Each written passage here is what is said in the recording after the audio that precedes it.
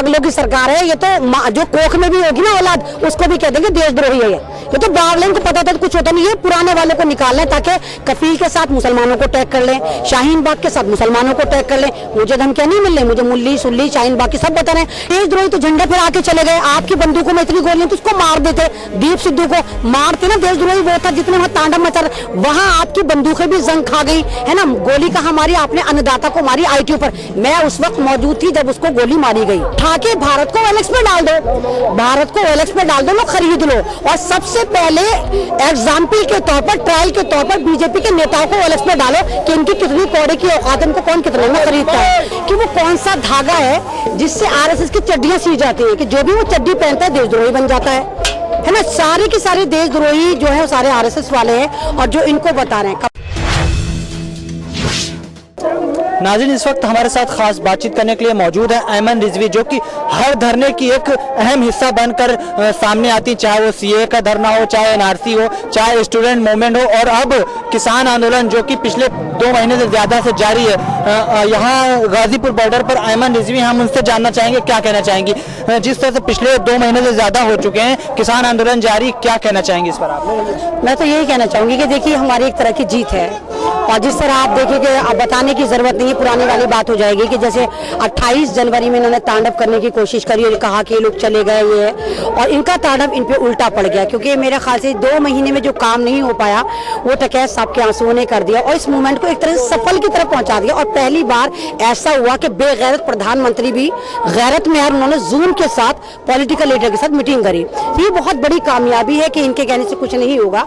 और मैं आप ही के चैनल से कहना चाहूंगी, मुझे तो हैरान इस वाली बात पर होती है कि वो कौन सा धागा है जिससे RSS की चड्डियां सी जाती है, कि जो भी वो चड्डी पहनता है देशद्रोही बन जाता है ना। सारे के सारे देशद्रोही जो है वो सारे RSS वाले हैं और जो इनको बता रहे हैं। कमाल की बात यह है कि 2 गुजराती भारत चला रहे हैं, हमारे मोदी जी और शाह, 2 गुजराती भारत खरीद रहे हैं और सारे जितने भी नागपुर वाले वो तालियां बजा रहे हैं, है ना। 4 लोगों ने तांडव मचा रखा है और इन्होंने तमाम चड्डीधारियों ने मचा रखा है। इनको नजर नहीं आ रहा कि भारत बिक रहा है। अभी आप देखिए सारा का सारा निर्मला सीतारमण ने भी कहा हम ये बेच देंगे, हम वो बेच देंगे, मतलब तो फिर उठा के भारत को OLX में डाल दो, भारत को OLX में डाल दो, लो खरीद लो। और सबसे पहले एग्जाम्पल के तौर पर, ट्रायल के तौर पर बीजेपी के नेताओं को OLX में डालो कि इनकी कितनी कौड़े की औकात, इनको कौन कितने में खरीदता है। मजाक बना के रख दिया है इस मूवमेंट को, मजाक बना के रख दिया है भारत को, मजाक बना के रख दिया किसान को, मजाक बना के रख दिया रोटी को। समझ क्या रखा है भारत को आपने? अयमन रिजवी, आपसे एक अहम सवाल है कि जिस तरह से बॉर्डर पर तार लगा दी गई, क्या वजह, आखिर सरकार को किस बात का खौफ है जो तार लगा दिया गया? सरकार को इस बात का खौफ है ना कि सरकार नहीं चाहती कि रोटी बचाने पब्लिक आए, है ना। तार किसके लिए लगाया है? देशद्रोही तो झंडा फिर आके चले गए, आपकी बंदूकों में इतनी गोलियां तो उसको मार देते, दीप सिद्धू को मारते ना। देशद्रोही वो था जितने वहां तांडव मचा, वहां आपकी बंदूकें भी जंग खा गई, है ना। गोली कहाँ मारी आपने? अन्नदाता को मारी, ITO पर। मैं उस वक्त मौजूद थी जब उसको गोली मारी गई, है ना, ITO पर। तो देशद्रोही को तो आप खुला छोड़ देते हैं, कपिल मिश्रा हो चाहे वो दीप सिद्धू हो, लेकिन जितने भी भारतवासी हैं, जितने अन्नदाता हैं, इनके लिए आप बंदूकें निकाल रहे हैं, पुलिस छोड़ रहे हैं, आप कांटे लगा रहे हैं। तो इतनी सिक्योरिटी मोदी जी अगर आपने चाइना पे लगाई होती ना, तो आज चाइना भारत में गाँव ना बना रहा होता। मोदी जी ने एक स्पीच में ये कहा कि जो लाल किला पर वारदात हुई वाकई वो शर्मनाक है। उसके बावजूद जिसने ये वारदात की, दीप सिद्धू, आज 6-7 दिन हो चुका है, उनकी गिरफ्तारी नहीं हुई। क्या लगता है, एक तरफ वो ये भी भाषण देते हैं कि शर्मनाक है और उनकी गिरफ्तारी भी नहीं हुई, क्या वजह है? चलिए मैंने माना वो हरकत शर्मनाक थी, है ना, लेकिन मैं ये नहीं कहूंगी कि वो मेरे भारत के अन्नदाता ने करी थी।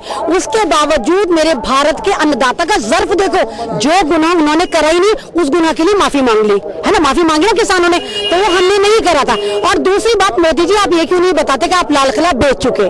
तीसरी बात ये कि तिरंगा तिरंगा तिरंगा जो कर रहा है, हमें पता चलो तिरंगे का अपमान हुआ, जबकि नहीं हुआ। उन्होंने एक मूवमेंट दिखाया जो उन्होंने लगाया, खालसा को बदनाम करने की कोशिश करी। तो मोदी जी जरा आप जवाब दें, RSS के चौबारे में, नागपुर के हेडक्वार्टर में 55 साल तक जो झंडा नहीं फहराया गया, वो भारत के लिए शर्मनाक नहीं था?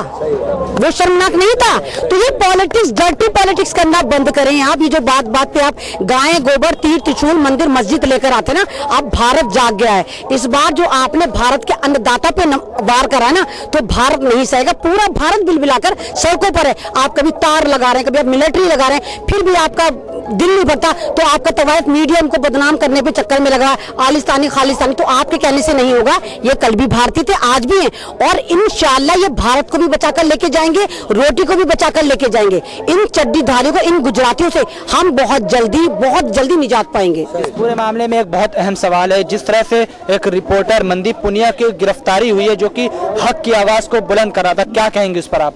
मतलब वो यही कि अभी आप जैसे लोगों को डराने का है, क्योंकि आप जैसे लोग ही दिखा रहे हैं कि हो क्या रहा है इस मोमेंट में। अगर आप देखें जिस दिन 28 तारीख में तांडव हुआ, 27 में तांडव हुआ, यहाँ पर मुश्किल से 150-200 लोग थे और टकैत साहब अकेले थे, है ना। अगर आप जैसे यूट्यूबर नहीं होते, आप यकीन करिए टकैत साहब भी मारे जाते। जितने लोग थे उनको कत्ल करके, नरसंहार करके यहाँ की सड़कों को लाल कर दिया जाता। तो ये वाली बात लीक किसने करी कि यहाँ पर तांडव होने वाला है? आप जैसे यूट्यूबर ने। तो अब आपको दबाने के लिए, आपको डराने के लिए ये ऐसे लोगों को जो बिल्कुल निष्पक्ष होकर पत्रकारिता कर रहे हैं उनको गिरफ्तार करेंगे, ऐसे रिपोर्टर को जेल में डालेंगे ताकि आप भी डर जाएं और दोबारा आप इस तरफ नहीं आए।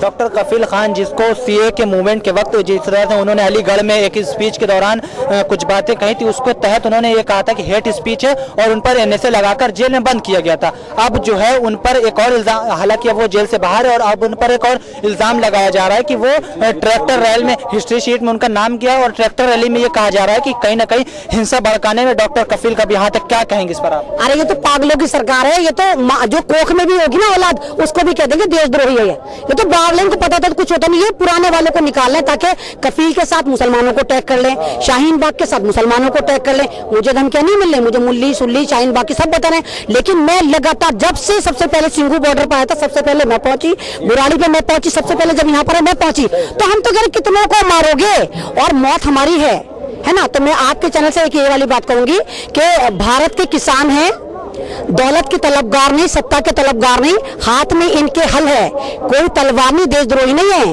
कौन कहता है भारत से इन्हें प्यार नहीं, लेकिन मार खाने को दिल इनका तैयार नहीं है। आखिरी सवाल है आपसे, और अहम सवाल है कि आपको क्या लगता है कि इस पूरे मूवमेंट का आखिरी पहलू क्या होगा? आखिरी पहले यही होगा, ये डरी हुई सरकार है, क्योंकि अगर आप देखें जब कड़ी सड़ जाती है उसमें उबाल आते हैं, है ना। तो ये सरकार भी सड़ गई है, सत्ता भी सड़ गई, मीडिया भी सड़ गया है, इसलिए खद्दे मार रहा और ज्यादा तांडव मचा रहा है। तो ये हमारे मूवमेंट की कामयाबी है। हम बहुत जल्दी इस मूवमेंट को कामयाब कराएंगे और आप देखिए ये बिल वापस जाएगा। बहुत बहुत शुक्रिया। बहुत बढ़िया बहन जी। नाज़रीन, जैसा कि आप देख रहे थे, इस वक्त हमारे साथ खास बातचीत करने के लिए मौजूद थी, हर मूवमेंट की एक मजबूत आवाज बनकर ऐमन रिजवी सामने आती, हम उनसे किसान आंदोलन पर खास बातचीत कर रहे थे। बहुत बहुत शुक्रिया।